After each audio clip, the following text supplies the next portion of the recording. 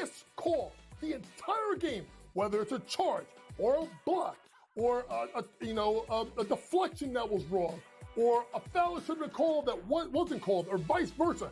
Give me a 48-minute report. And people that will understand that there's so many mistakes that the referees make over the course of the game that referees, ready folks, don't decide the outcome.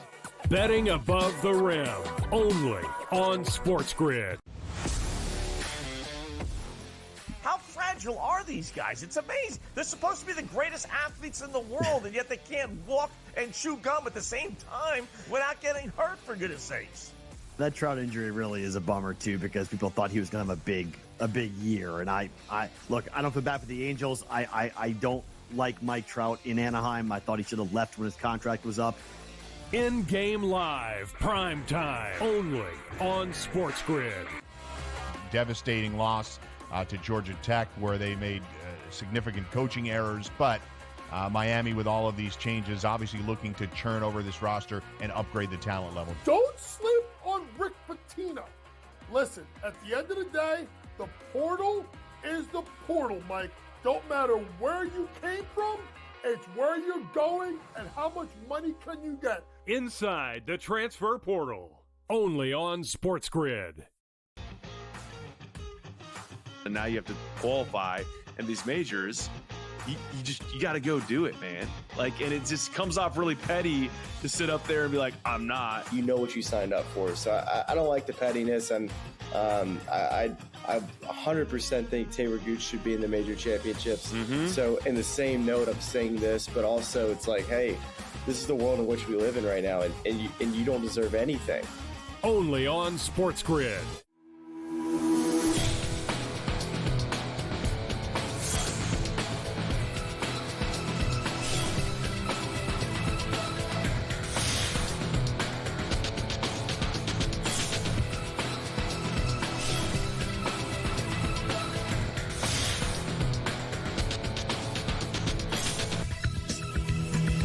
Good morning. Welcome to NewsWire on SportsGrid. Craig Mish here with you. Another edition of our show is now underway as we get ready for another game in the National Basketball Association tonight. Western Conference begins. Also over in the East of the NHL, we've got Boston and Florida squaring off. Folks, we are closing in on the finals of the NHL and the finals of the NBA, not to mention Memorial Day coming up this weekend in Major League Baseball, the benchmark for a lot of teams. Simon Applebaum will be with us from the podcast tomorrow. Will be televised to go over the very latest in this new streaming bundle that was announced. A lot of your sports can potentially be streamed. We'll tell you what the cost is and when that will begin. Also, Pat Evans from Legal Sports Report with the latest updates on sports wagering around the country. And also, Kyle Irving shares his thoughts on tonight's game in the NBA and also recaps last night, which, by the way, may have been the best game of the NBA playoffs thus far. I think that's fair to say, as the Indiana Pacers and Boston Celtics, not only did they go over the total, these two teams, with the overtime included, scored, 260 points last night in the NBA. Indiana just came out on fire against the Boston Celtics. First quarter score, 34-31 in the game yesterday. 5 seconds remaining in the second quarter. Tyrese Halliburton hits a three-point shot. The end of the first half, 64-64. Tyrese Halliburton was going nuts at the end of the third quarter, hit another three-point shot. 94-93 at that point. Folks, that was the end of the third quarter. Then in the fourth quarter, Jaylen Brown saved the day. A lot of Boston Celtics fans actually left this game before it ended in Boston, where they've got these great fans apparently. Left the game before it ended, hits a three, tied at 117, sending the game to overtime. And in the end, the Celtics stay alive to take game one. That was the final there. As Boston does win, they do not cover that spread. They did not deserve that. Can you imagine taking Indiana and thinking, in this one, I got this covered, I got this one, and then all of a sudden Boston goes on this little run in overtime. You're like, oh my gosh, am I going to lose this? That would have been a horrible bad beat, no doubt. But in the end, Boston not completely content to take game one. Remember, Indiana just went up against the very tough New York Knicks, took them all the way to 7 games. And after the game, Jaylen Brown talked about, hey, look, we got this win. We hit some shots at the buzzer, but we got to be better. I think it's always great to come out with a win, but obviously we got to tighten up in some areas, and we're going to watch the film. I think majority of it was just transition. I think they just, we knew they were going to be fast. It didn't surprise us, but it's one thing watching it on film and then seeing it in person, they just got out of a dogfight with New York, and it just felt like they was just flying by us, getting easy layups. We got to be better. We got to match their intensity if we want to win this series. Jalen, obviously it looked like the game was lost there at the end, and a lot of people in the arena thought so. What does it take for you guys to continue to believe, even with 10 seconds left and you need a three, to go out there and execute and make those plays to win? I mean, welcome to the NBA playoffs. You just got to manage your emotions of the game. Anything can happen. The game is not over until the final whistle, the final buzzer sounds. And that was a good example of that. We was able to turn them over a little bit towards the end. One with Halliburton on the sideline, and I was able to get the deflection off of Siakam. That just extended the game. And it's not over till it's over. And we found a way to win this game at the very end. They sure did, but not covering the spread, which is, of course, what a lot of Boston fans are probably saying today. Meanwhile, Indiana not happy with their performance either, which is surprising. They played very well. It came right down to the end. They could have easily stolen game one. Tyrese Halliburton basically saying, hey, look, game ones have not been our friend, but there's still a long series to go. Free throws given up? Turnovers, yeah. I think it's more on us. I think, they're a great defensive team. They got, great defenders, individual and team defenders. But they're not a team who forces a ton of turnovers. They're a solid team. I just felt like we had a lot more of them were probably on us than them forcing them. So we got to clean that up. And, outside of tonight and one game in last series, we've really taken care of the ball. So we'll fix it in game two. Ty, is it more discouraging because you lose a game like this in heartbreaking fashion, or encouraging knowing you were toe-to-toe and really they didn't win this game, you guys lost it? Well, they did win, and we did lose. I think encouraging. We know we can play with these guys. That's for y'all to say that we don't. There's a lot of people out here saying we don't belong here. We don't really care. We know we belong. I think it's discouraging just because of the plays that happened. Down the stretch, we feel like we were in position to win the game and just didn't win the game. But what I will say is encouraging is we have been trash in game ones, first series and second series, and today we played great for about 47 minutes. Just didn't sustain it for 48. So we'll go back, watch the film. There'll be good, there'll be bad, and we'll learn from it, and we'll be a lot better in game two. Yeah, trash is not the way I would describe the Pacers. They played very well. They're here in the East Finals. All right, speaking of the future of the NBA, it looks like the NBA is closing on to this new deal with the network NBC. You've heard of them.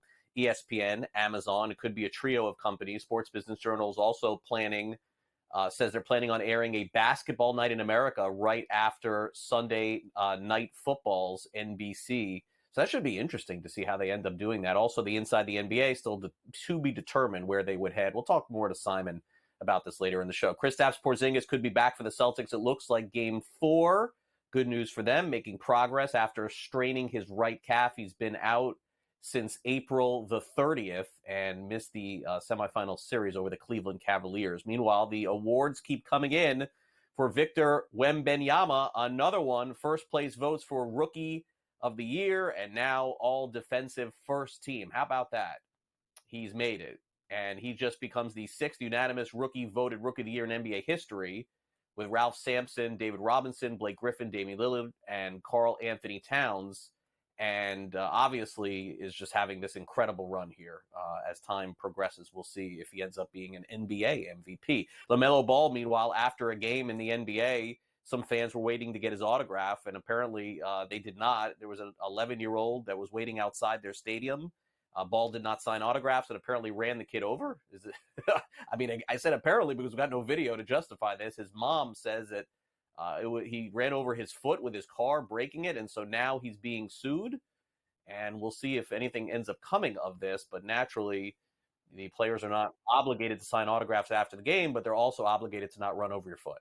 So in the end, we'll see if this means anything. Ranger Suarez, meanwhile, has been the best pitcher on the Phillies, one of the best in the National League. Imanaga and him have been toe-to-toe. He threw a great game again yesterday. 10 strikeouts for Ranger Suarez.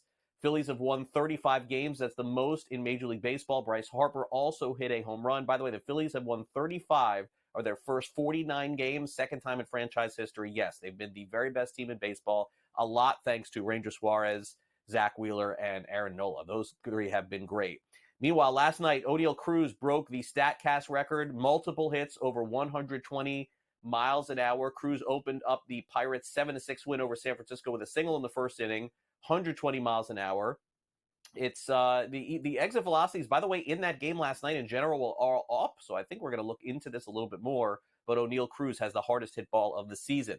Meanwhile, Barry Bonds' career, where it all started, is heading back to Pittsburgh. He's being inducted into the Pirates Hall of Fame this summer, along with Jim Leland and former catcher Manny Sanguillen. Again, Bonds not in the Baseball Hall of Fame, but absolutely should be in the Pirates Hall of Fame. Had a great start to his career there. Also, 3 afternoon baseball games today, including Twins, Nationals, Mets, Guardians, and Orioles and Cardinals. In the National Football League, they're looking to an electronic system for measuring first downs. What took so long? I have no idea, but there's a chance that this tracking system will be fully implemented when the season begins in 2024. The traditional chains and sticks will be a backup plan for the NFL. This digital system will be brand new. Also, Brandon Ayuk, not at OTAs. He wants to get paid.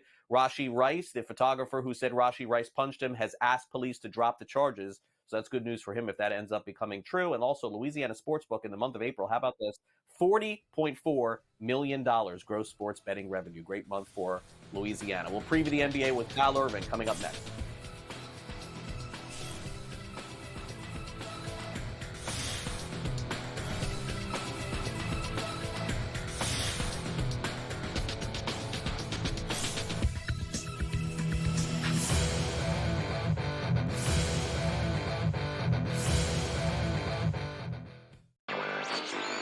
A surprise winner on the PGA Tour. Taylor Pendrith ends up winning his first PGA Tour win. He was pretty darn lucky to win. Ben Coles should have won that tournament. Also seeking his first PGA Tour victory, he went into the 18th hole, the easiest hole on the golf course, with a one-shot lead, and he was there in 2, just less than 30 feet from the cup. NewsWire, only on SportsGrid. The Bostonian versus the Book. Do Leafs fans stop watching hockey now, or do they root for other Canadian teams, Cam? No, I'm not a proponent of that, and it's actually kind of bothered me that, like, all the people in Toronto are kind of like, oh, now I'm going to cheer for the Oilers. Like, why? What's your affiliation with the Oilers? Like, Canucks still exist. Like, I don't lose automatically and say, yeah, I'm going to cheer for the Ottawa Senators because they're Canadian. No, I cheer for my bats. The Bostonian versus the Book. A lot of books, and outside of the New York area, the Canes are actually favored in Game 1 of this series. I'm seeing it right now. I'm looking. I see a -115 Canes, Rangers -105. I like the 6 and 7 games prop, like I took with Boston, Toronto, which we now know is going to cash. I think it's got a chance to go the distance. It's going to be a long, tough, close series. Sports Rage Late Night, only on SportsGrid. The Cam Rising stuff last year with Utah, 3 months of pretending he was questionable with a torn ACL, ridiculous. It's a lot of gray right now when it comes to this stuff, and we really are.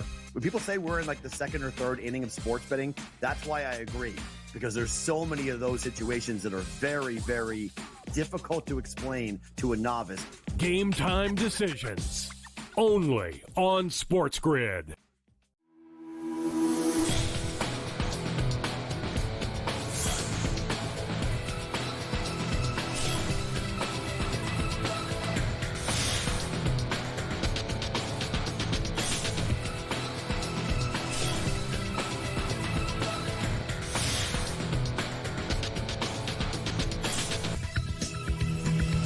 Well, Game 1 of the Eastern Conference Finals definitely lived up to the billing. What's in store for the future, and also a preview of tonight's game in the Western Conference. Let's bring in Kyle Irving of Sporting News to go over it all. And Kyle, we definitely got our money's worth if we paid anything for that game last night. Wild shot at the end to tie, wild overtime as well. 260 points in the NBA. Can't ask for much more than that. Look, I'm a big fan of nostalgia, and a big fan of these old series in the NBA where the finals used to be, 88, 85, something like that. But my gosh, that game last night had something for everyone. Yeah, that was a far cry from, the rock fights of the 90s. Like you said, 200 and something points put up after the overtime period. But, I think those are two teams that the Pacers want to play fast. And at the beginning of that game, the Celtics were willing to match that pace. And I thought they did a good job of it at the start. But, they quickly realized you're going to have to come up with some stops if you want to win a game. And obviously, they pulled that game from the jaws of life. They had no business winning that game, down by 3 points with 8 seconds to go. And Jaylen Brown hits the biggest shot of the playoffs so far. But, I was really impressed with the way that they locked in on the defensive end down the home stretch of the fourth quarter and in overtime after really not playing any defense throughout the entire probably 46 minutes of that game. And that's a game that the 2022 Celtics probably don't win. The 2023 Celtics probably don't win. But the 2024 Celtics, they found a way to get it done. And I think that's what's impressive. Yeah, no, it is. And the Celtics have been like this all season long. They just sort of, figure out a way to get it done even when it looks like they're not at their best. That's the maddening part, I guess, about them in the final last night. Now, as far as the series is concerned, most of the odds are favoring a 5-game series. In fact, that's where the line of demarcation is in terms of the total is 5.5. Plus 250 is 4 games. The favorite right now, still plus odds at 5 games at 130. I mean, Kyle, I don't know. Something tells me that this is going more than 5, and maybe this game 6 or game 7 is the value there. I feel like Indiana is not getting enough credit. I think they've got a chance to win their home games. Do you feel like that or no? I do agree with you. I actually think that, as disheartening as that loss is, and, you feel like if you're a Pacers fan or on the Pacers, you feel like you had that game stolen from you. You should have been up 1-0 in the series, stealing one in Boston. But at the same time, there's a lot of positives to take away from that because, they presented some serious mismatches for the Celtics on defense. Without Kristaps Porzingis in the lineup, they were able to exploit guys like Al Horford, able to exploit guys like Luke Kornet. And if Porzingis isn't going to be back until at least game 4, that gives the Pacers a little bit of a runway to continue to exploit those mismatches. And I know Joe Mazzulla made some adjustments, but it feels like they found something there in that high ball screen pick and roll, getting Tyrese Halliburton downhill. It really got Miles Turner going from the perimeter. And that's going to pose a threat to Boston, over the next couple of games until Porzingis can get back. So, I said Celtics in 6 at the beginning of the series because of Porzingis' uncertainty. I'm going to hold true to that, especially after the way the Pacers played last night, and I'm going to keep it at Celtics in 6. Yeah, get a little bit more today, plus 350 over on FanDuel. All right, so this series should be great between Dallas and Minnesota. We're going to have a new Western Conference champion after this. Right now, the Timberwolves are 4.5-point favorites over on the FanDuel Sportsbook. The total is 206. I mean, boy, I don't know who the better team is here. I would think that in a game 1 scenario with the biggest playoff game for an NBA team in the Twin Cities being played tonight, that the Timberwolves will show up and win. But you got to lay 4.5 in this game. And if any of these Timberwolves games or Mavericks games have showed us anything, this could come right down to the last minute. Really tough one to call. I feel like I've been going back and forth on this series since Minnesota won that game 7 on Sunday. I'm leaning Minnesota to win this series. I think in 7 games, just being the home team, even though road teams have had a lot of success in game 7s as of late. But to your point, Craig, like it feels like this is game 1s are kind of feel it out games, and the Celtics were 9.5-point favorites at the time that the line closed yesterday, and the Pacers gave them a hell of a game. So I actually would expect Dallas to cover plus 4.5 tonight, but I do lean towards Minnesota winning that game. So it's kind of that, dangerous game that you have to play. You're betting against the result that you might think happened, but I do feel like Luka Doncic, Kyrie Irving, they're going to come into this game ready to play. But at the same time, in terms of the entire series, I like Minnesota's defense. I like the way that they can neutralize one of Dallas's biggest advantages, which is the advantage on the glass with guys like Derek Lively and Daniel Gafford. They have the size up front to kind of maintain that. They're one of the best defensive rebounding teams in the NBA all season. So, I'm going to bet on the defense prevailing and Anthony Edwards being great. But in this game, particularly tonight, I like Luka Doncic and Kyrie Irving to keep it close. Yeah, I can't wait to see that game. Now in the future, we're going to get Wemby playing, I'm sure, at some point in the playoffs in the Eastern and Western Conference. He wins the Rookie of the Year, Victor Wembanyama, 6th player to be unanimously voted to Rookie of the Year in NBA history. First rookie to make all defensive first team. I mean, Kyle, I go back to Duncan, I go back to Robinson. The same thing is happening, it feels like, with this player, and he's probably more talented in terms of being able to, shoot and dribble and do all the things that those guys did not. But I think the trajectory is there as long as they can put players around him.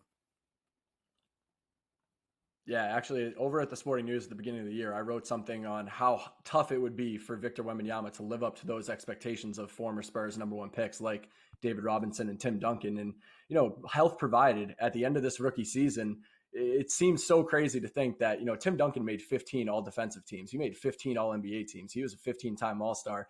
David Robinson made 8 all-defensive teams. He was, 10-time All-NBA. And that would have felt so crazy for Victor Wembanyama can get there. But now at the end of this rookie season, if he can stay healthy, it really doesn't seem all that crazy. I mean, the All-NBA teams are going to come out later on tonight. And I don't know if Victor Wembanyama is going to be one of those players that is on an All-NBA team, but he's going to be very close. And it feels like for the foreseeable future, he's going to be all defense. He's going to be All-NBA. He's going to win multiple Defensive Player of the Year awards. It feels like, again, health provided, he is someone that will end up being having the most Defensive Player of the Years in NBA history. So, he's already on an incredible trajectory right now for a very competitive Spurs team this season. And once they actually start putting pieces around him, I think we're going to see him become even more special than he was this year. Yeah, he's, again, living up to those expectations, almost impossible. It's amazing that he's done it. Kyle, thanks again for coming on NewsWire. We'll talk soon. Thanks for having me, Craig. All right, Kyle Irving of Sporting News. Coming up next, it's time for the SportsGrid Sound Off. We'll get a preview of the Western Conference Finals with Christian DeBlock from the social media team. Joe Madden's also previewing the NHL.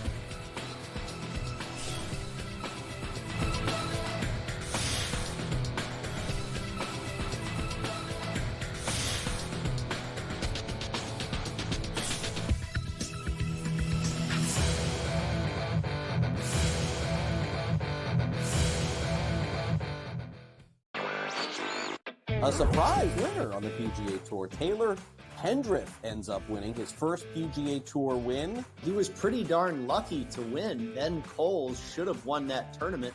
Also seeking his first PGA Tour victory, he went into the 18th hole, the easiest hole on the golf course, with a one-shot lead, and he was there in 2, just less than 30 feet from the cup. NewsWire, only on SportsGrid. The Bostonian versus the Book. Do Leafs fans stop watching hockey now, or do they root for other Canadian teams, Cam? No, I'm not a proponent of that, and it's actually kind of bothered me that all the people in Toronto are kind of like, oh, now I'm going to cheer for the Oilers. Like, why? What's your affiliation with the Oilers? Canucks still exist. I don't lose automatically and say, yeah, I'm going to cheer for the Ottawa Senators because they're Canadian. No, I cheer for my bats. The Bostonian versus the Book. A lot of books, and outside of the New York area, the Canes are actually favored in Game 1 of this series. I'm seeing it right now. I'm looking. I see a -115 Canes, Rangers -105. I like the 6 and 7 games prop, like I took with Boston, Toronto, which we now know is going to cash. I think it's got a chance to go the distance. It's going to be a long, tough, close series. Sports Rage Late Night, only on SportsGrid. The Cam Rising stuff last year with Utah, 3 months of pretending he was questionable with a torn ACL, ridiculous. It's a lot of gray right now when it comes to this stuff, and we really are. When people say we're in the second or third inning of sports betting, that's why I agree, because there's so many of those situations that are very, very difficult to explain to a novice. Game time decisions, only on SportsGrid.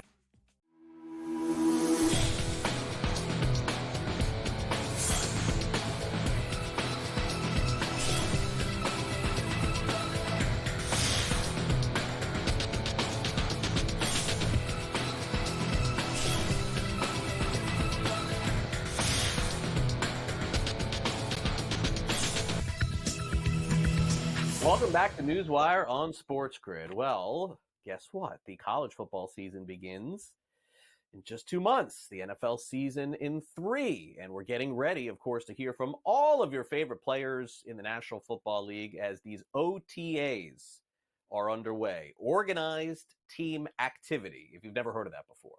And so basically what happens is the players show up in some shorts and, limited pads and, throw the ball around, just kind of show off how they're doing, stay in shape, learn a little bit of the playbook, nothing serious.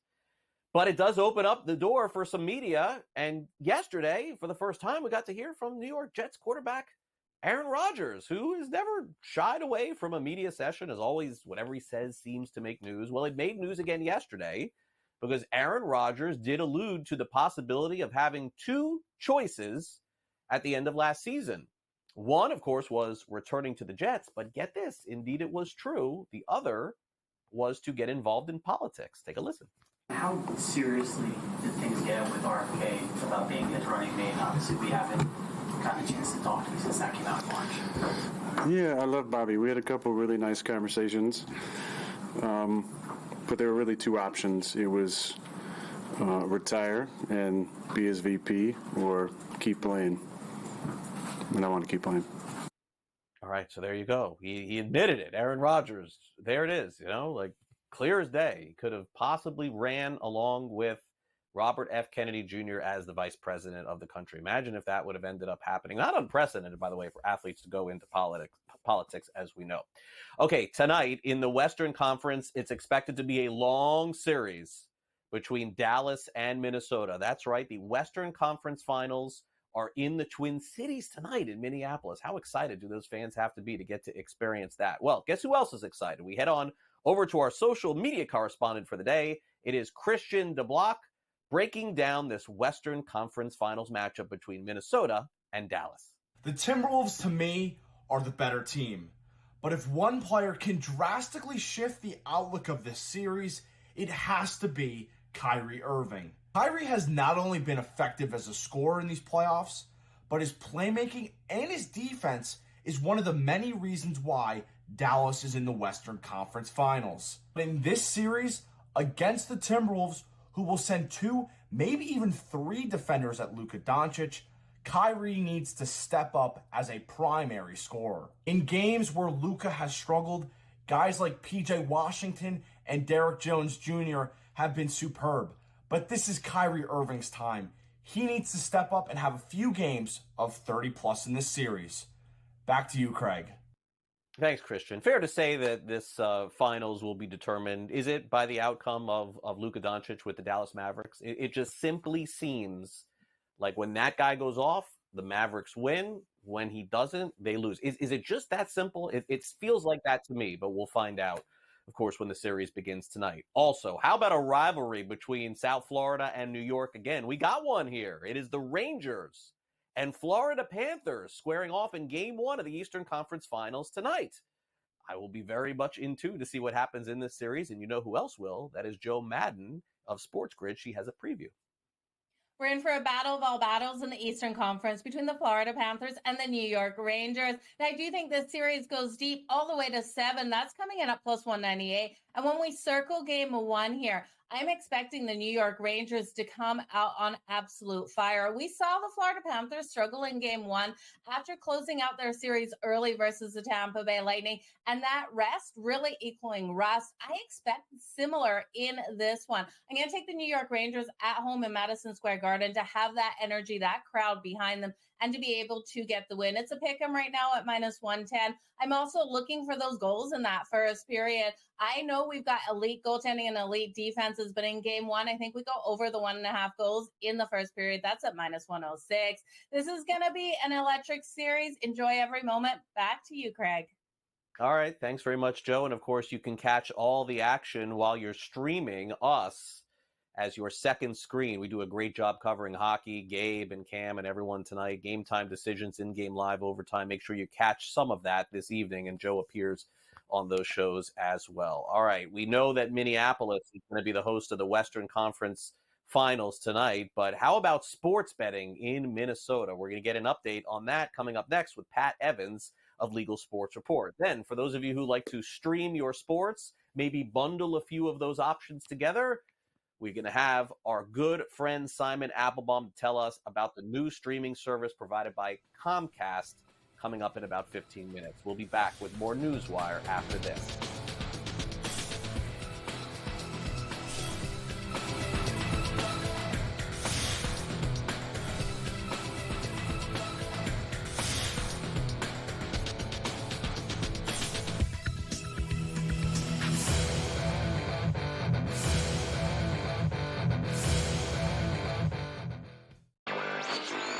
A surprise winner on the PGA Tour. Taylor Hendrick ends up winning his first PGA Tour win. He was pretty darn lucky to win. Ben Coles should have won that tournament. Also seeking his first PGA Tour victory, he went into the 18th hole, the easiest hole on the golf course, with a one-shot lead, and he was there in two, just less than 30 feet from the cup. NewsWire, only on SportsGrid. The Bostonian versus the Book. Do Leafs fans stop watching hockey now, or do they root for other Canadian teams, Cam?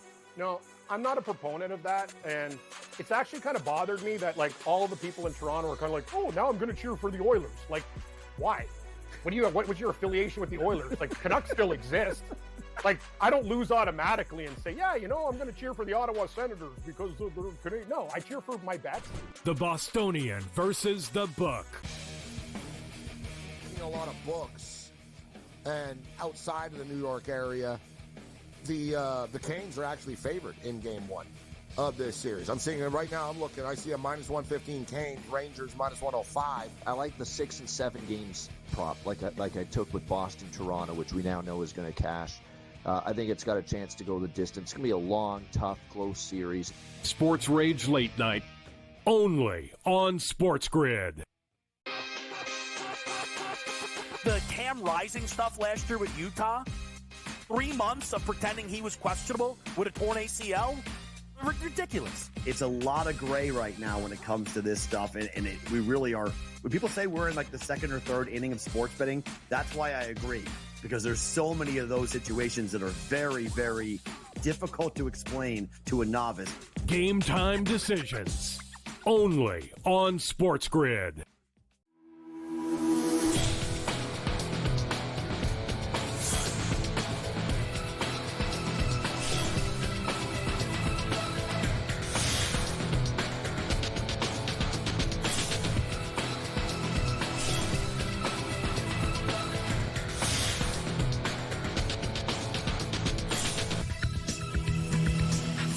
Welcome back to NewsWire. Our guest contributor from Legal Sports Report today is Pat Evans, who writes columns every day, gives you updates on sports betting going on around the country, some of the legalities of it, and some of the evolving changes to the sports books as well. Our top story today involves a state that does not have legalized sports betting in Minnesota, and Pat joins us. And unfortunately, it does seem like we're going to be waiting at least, another year, maybe, to have legalized sports betting. And as I talked with Matt about on the show, Pat, yesterday, I feel like we're heading toward like quarter 3, quarter 4 without having a new state, maybe some legalization changing in terms of like how they do it, but a new state not having sports betting in the second half of the year. I didn't think that would happen. No, I mean, this is for a third straight year now. Minnesota, had a deal that everybody kind of thought could come together and could happen, and then on Sunday night, before the deadline, they adjourned with no sports betting passage. And so, again, Minnesota is going to be without sports betting for at least another year. Now, there's a few developments that we'll get to that could set it up promising again next year. I mean, as you know, I've come into the session the past 2 years very bullish on Minnesota because of how close they got the year previous. So who knows really what happens, and we'll discuss that in a second. But I just want to talk about the roller coaster of a week that was last week for sports betting. It was on the calendar. Rep Zach Stevenson's sports betting bill that gave exclusive online sports betting to the 11 tribes in the state, a little bit of money to the tracks. Of course, there was the bipartisan split there, and because of opposition on both sides, you need bipartisan support, and the Republicans want what the tracks want. And for the most part, the tracks have always said they want at least the licenses, and there's 2 tracks in the state, so they want 2 licenses. So without the Republican support, the Dems don't have enough. And on Wednesday, when it was on the calendar to be discussed in the House, there was an 8-hour discussion on some other unrelated bill. The House Speaker just jumped after a little bit and just called for a vote on that bill, which the Republicans did not want. And the Democratic Party has the majority in both chambers. So that really upset the Republican minority. And at one point, as we went into the Friday, Saturday, Sunday sessions, the minority leaders said, hey, if you keep doing stuff behind our backs, we're not going to support any issue that needs bipartisan support. And so that's where everybody kind of goes, "Oop, sports betting is going to be on the back burner here." And despite that, there's reports out that there were ongoing discussions between the tracks and tribes to try to come to an agreement. And even as we entered into the last hours of the session on Sunday, there was reports that there was an agreement on the table. They just were going to run out of time. And I talked to a couple of the stakeholders. One of the tracks told me, yep, there's a deal in place that we were happy with. The tribes apparently were happy with some sort of also revenue sharing for the smaller tribes to say, hey, if we're giving money to the tracks, these little tribes will be okay too.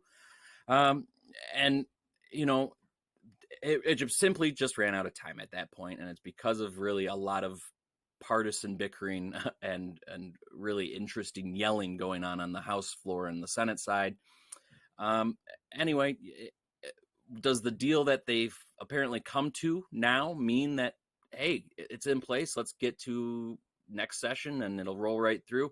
I don't think so. Unfortunately, there's certainly a chance with the knowledge that, it wasn't going to get to the finish line, that at least one of the stakeholders said, yeah, this deal's fine. This is great for the time being, because they knew it wasn't going to pass. That's a possibility.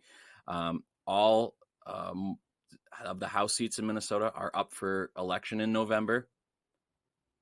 That could greatly change the dynamics of the politics in Minneapolis or St. Paul, excuse me. So who knows what happens next year? Again, I've come in both the last two sessions very bullish because of how much progress was made on the deals. Well, this year, apparently they had a deal, but that I don't think really means a whole lot heading into next January. So Minnesota, I still think it's probably the best state to do it legislatively soon. We'll talk about a different way up next, but does that mean it gets done next year? We'll have to see. Yeah, it's kind of a sad ending for their year with sports betting, but at least their basketball team is doing real well, so that's important for them.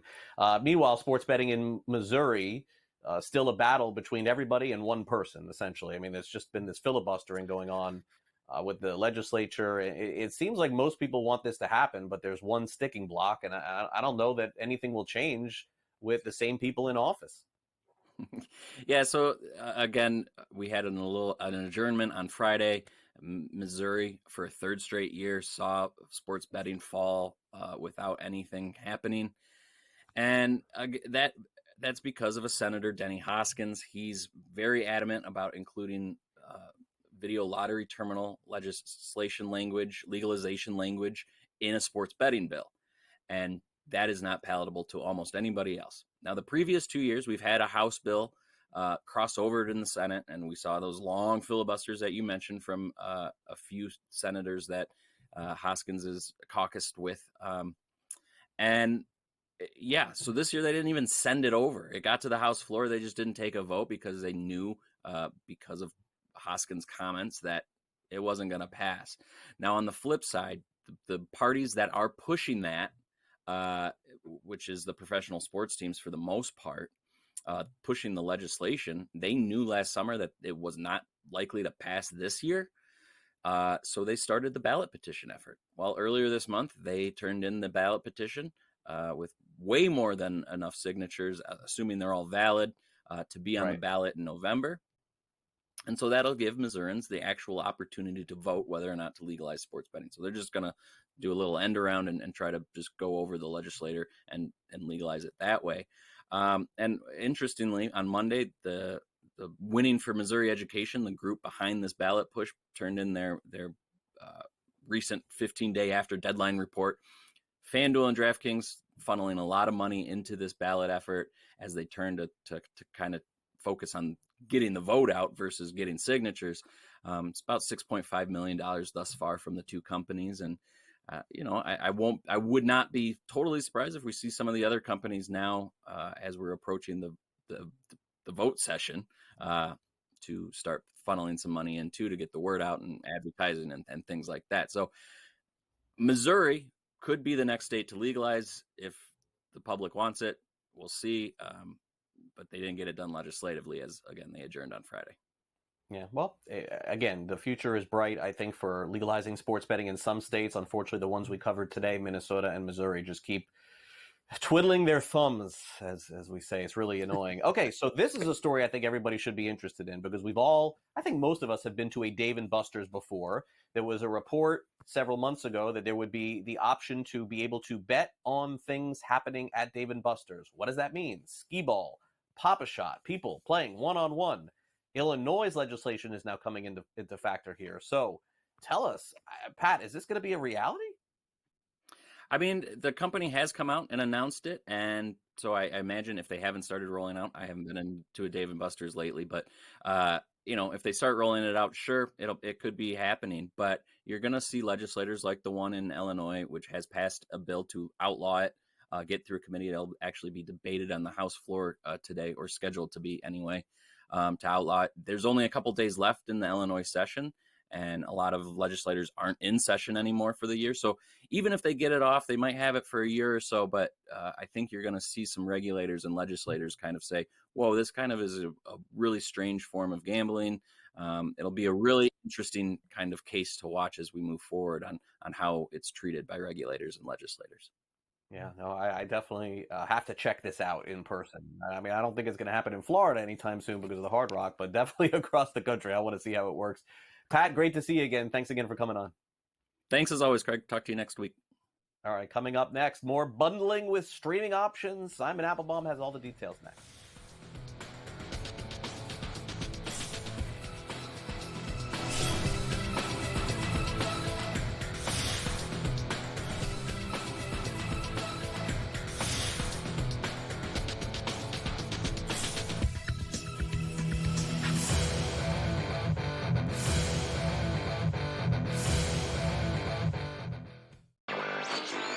A surprise winner on the PGA Tour. Taylor Hendrick ends up winning his first PGA Tour win. He was pretty darn lucky to win. Ben Coles should have won that tournament.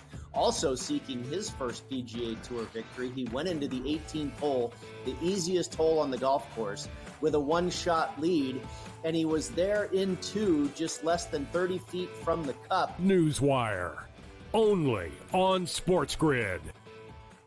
The Bostonian versus the Book. Do Leafs fans stop watching hockey now, or do they root for other Canadian teams, Cam?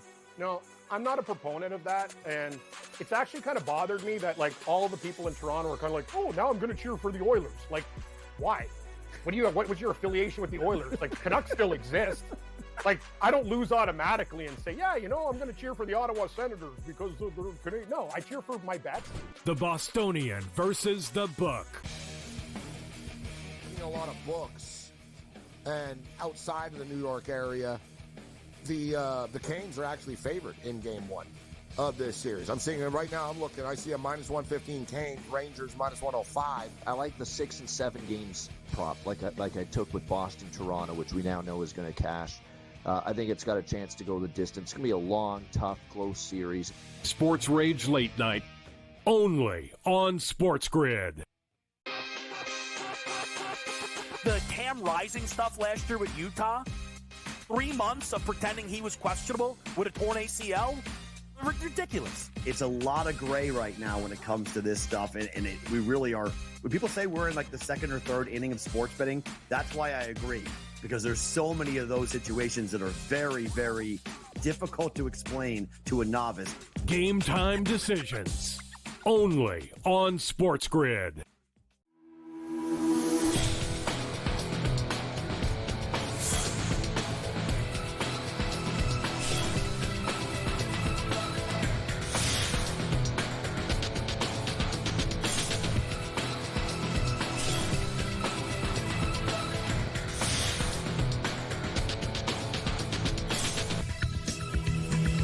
Welcome back to NewsWire. Lots of updates on streaming possibilities for the future as we bring in Simon Applebaum from the podcast Tomorrow Would Be Televised. Simon covers media and broadcasting, sports betting angles as well. And I guess, Simon, before we get into several stories here, including Venue Sports and Comcast, Simon, why is this all going on? Are the streaming options that people have Are they just not being purchased enough because of the price point? Do they need to bundle these in order to make it happen? Because this is sort of not the dynamic that we were promised several years ago. We were just basically told that streaming options would be out there. You'd be purchasing them individually. I guess the consumers are not willing to go down this road, and maybe this is the start of something new.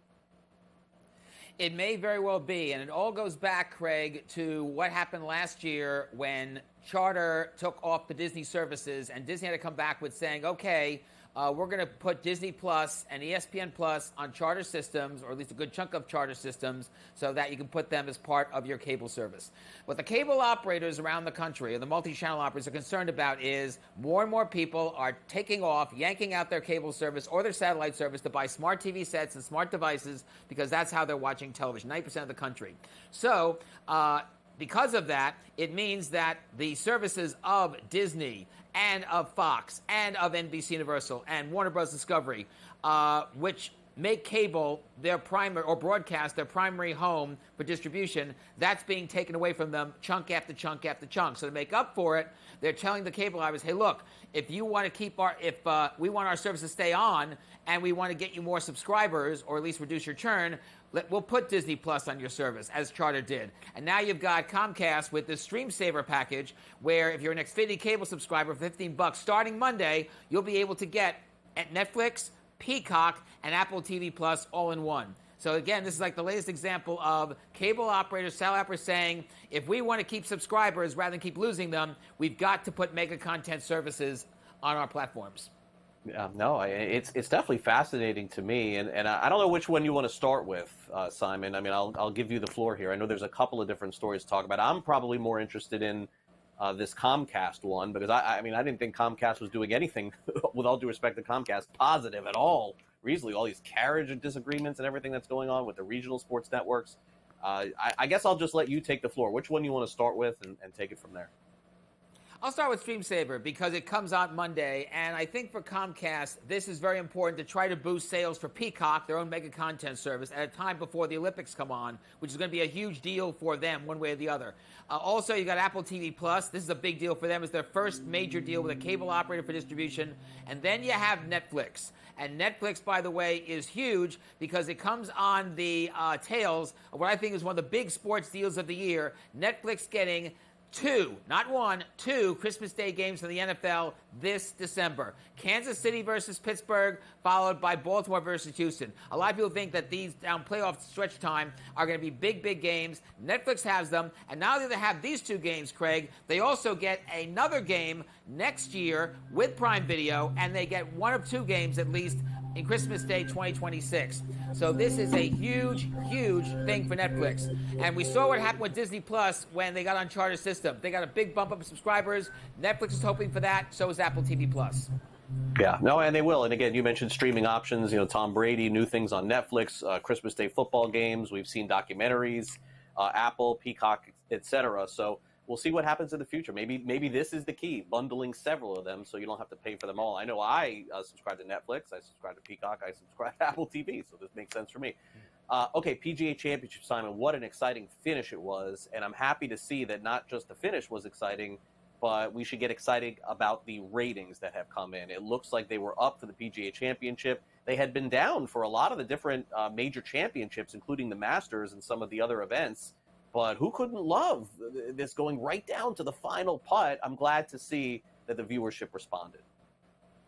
I'll tell you, Craig, it was an incredible tournament, and there were three factors why 5 million people saw the PGA Championship this past weekend. One, Scottie Scheffler. Obviously, his foibles, what he went through, the fact on Saturday he had a lousy round, then he came back. It looked on Sunday, by the way, that he was going to have a terrible round again, and then he got 6 under par down the stretch. So that's one reason, the interest in how Scottie Scheffler was going to do, particularly on the final day Sunday. Then he had Xander Schauffele, never won a major tournament. Would he finally do it? Would he finally break through? You had Bryson DeChambeau, by the way, who almost tied the situation. Had not been for that final putt on the 18th hole, we could have gone to a playoff. And then third, the blowout game 7 of the NBA playoffs between the Knicks and the Pacers. By the way, despite that blowout, 6.5 million people saw that game. had more people seen the game, I think the PGA ratings would have gone down. Had there been a closer, tight game in that fourth quarter when things were getting hot in the PGA Championship, you might have seen more people switch over to ABC's coverage of Game 7 of the NBA. And by the way, the NBA viewership for the playoffs so far going into the this conference final round, down 11%, and that is not good news for Adam Silver and the gang, who are trying to get a huge deal out of their next multi-year contract, which starts the fall of 2025. Let's end with a couple of different topics, Simon. The first is the new streaming option for Major League Baseball being on Roku. They took over the Sunday morning portion of the streaming broadcast in Major League Baseball, the early morning one. We did find out also last week that Netflix is going to carry 2 games in the NFL on Christmas Day. I think both will probably be very successful, but obviously the bigger story is the fact that the NFL is not just willing to go on Christmas Day, but they're taking 2 games now on Christmas Day as well. Absolutely. And again, this is another problem for the NBA, too, because Christmas Day for years has been the NBA's big territory, 5 games now. Now you got Netflix coming in. But going back to the Roku situation, yes, they're getting the Sunday, what they call Sunday leadoff package that Peacock had the last 2 years. And that's not all. They're also going to have a MLB new television network that will have highlights, games of other networks, minor league baseball games, and so forth. And by the way, if you haven't heard, we hear that the Roku got this deal for, guess what, $10 million. That may be the biggest steal of a deal for a long time. And it positions Roku to do more in terms of sports. This is on top of the NBC Olympic zone that was announced at the Newfronts a couple of weeks ago. Yeah, no, I definitely think that the streaming options moving forward, as we're talking about bundling and all these games broadcasting, I can understand why people, Simon, are a little confused and don't love it. But at the same time, this is here to stay. Just get used to it. Simon, great content as always. We'll see you next week. Thanks again. You too, Craig. Take care, and congrats to all the Sports Emmy Award winners last night.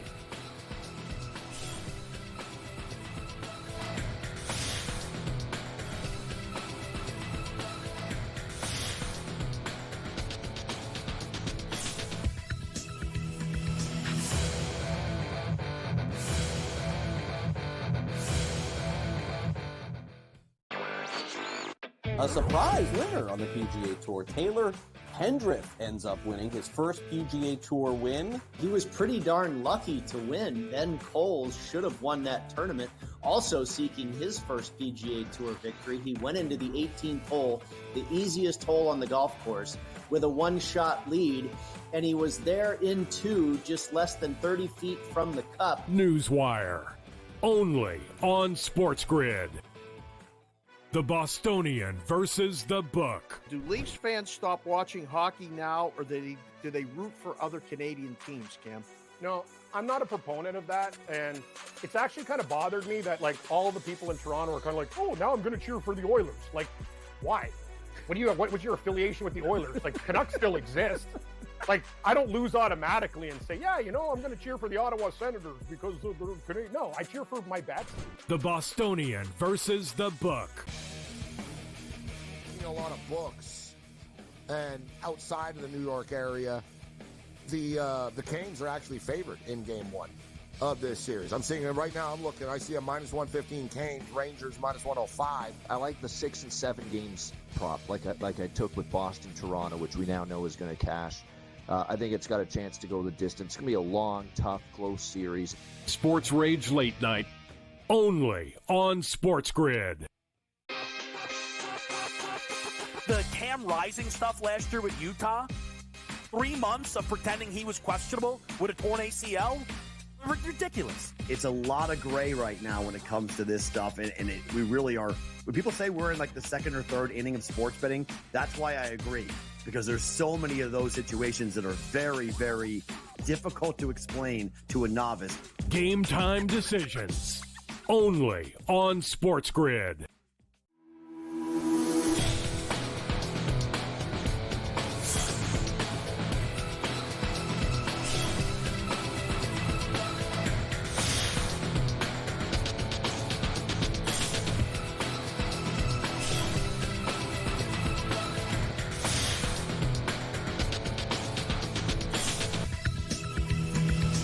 Welcome back to NewsWire here on SportsGrid. As we get ready to wrap up the show, Aaron Rodgers once again in the news cycle yesterday. And I think probably more than anything, and this stuff about him, being the running mate of RFK Jr. and all of this for politics. Most important thing is, look, this is probably going to be Aaron Rodgers' last year playing in the NFL, right? Like, I mean, isn't that fair to say? I mean, how many years can this guy keep going? Look, I guess Tom Brady proved that you could just continue to go and come back, etc. But you would think that either this year or next year, we've seen the last of Aaron Rodgers. We haven't even seen him with the Jets basically yet. And that's the subject of just many topics that we have as we wrap up the show with some last licks.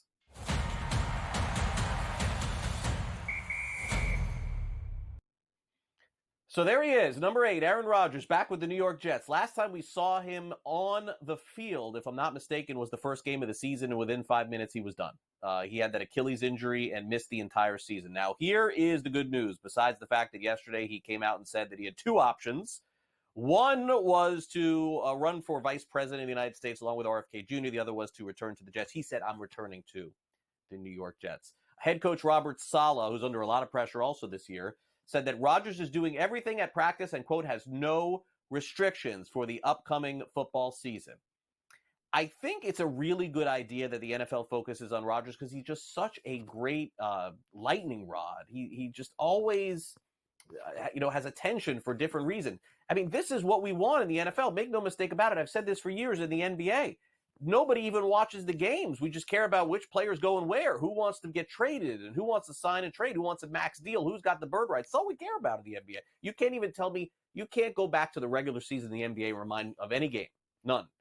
But you can say that James Harden wanted to trade and he wore a fat suit or on the court, or Kevin Durant, he wanted to leave Golden State and Brooklyn and Phoenix. Like, we all know about the drama.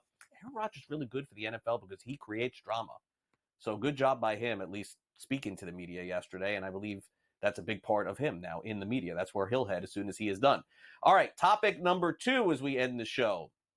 Who would have had Ranger Suarez as the best pitcher on the Philadelphia Phillies this season? Not me. Now remember, they have Zach Wheeler, who started very well in the postseason last year. They have Aaron Nola, both perennial Cy Young potential candidates. But I think it's fair to say at this point that Ranger Suarez has been better than them all. Check this out. Last night, 7 innings pitched, 5 hits, 1 run, 2 walks, 10 strikeouts. His earned run average on the season, 1.36.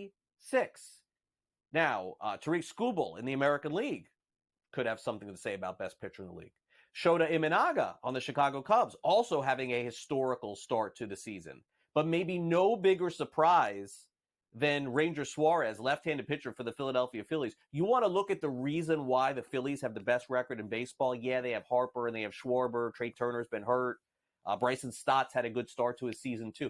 But the truth is, it's been their pitching. It has been the starting pitching, going 7 innings, 8 innings every single game. You thought they just had 2 aces going into the year in Wheeler and Nola. Let's make that 3 now with Ranger Suarez. And finally, over on the FanDuel Sportsbook, he's not the favorite to win the MVP. And he's not even the runner-up because Soto and Judge have that. But maybe we should be taking a closer look at Bobby Witt Jr. of the Kansas City Royals. This guy's start is incredible. Last night, how about this performance? 2 home runs, 6 RBIs, and a stolen base. Here are the names of the players that have done that since 1920. Cal Ripken Jr., 1985, Hall of Famer. Barry Larkin, June 28th of 1991, also a Hall of Famer. Right now, the Kansas City Royals are on pace to not just make the postseason, but win the most games that they have in almost a decade. And partially the reason why is because of how good Bobby Witt Jr. is. This kid has just played out of this world. The only thing we're waiting for at this point is to see if he accepts an invitation to the Home Run Derby in Texas coming up in July, because the guy is going to be an all-star. He is going to be there and may even be the most valuable player in the American League this year. What a great start to his season as well. All right, that will do it for the show. Thanks again to our guests and guest contributors. Speaking of which, Simon Applebaum of the podcast tomorrow will be televised. Also, thanks to Kyle Irving of Sporting News and Pat Evans of Legal Sports Report. Also, thanks to our guest contributors, Christian DeBlock and Joe Madden with our SportsGrid Sound Off. Also, thanks to our associate producer, Frank, and our producer, Michael Cohen, back in the house. I'm Craig Mish. I'll be back with you on tomorrow's edition of the show, which is, of course, Thursday at 11 a.m. Eastern. But I will tell you that I am going to take some time off here for the Memorial Day holiday. We do not have a program next Monday for our loyal streamers. Monday morning, we will not be on. So make sure you stick here to SportsGrid because we've got plenty of game time decisions and in-game live action. I'm out of here for the day. Coming up next is the early line. Scott Farrell, 3 o'clock Eastern. See you tomorrow.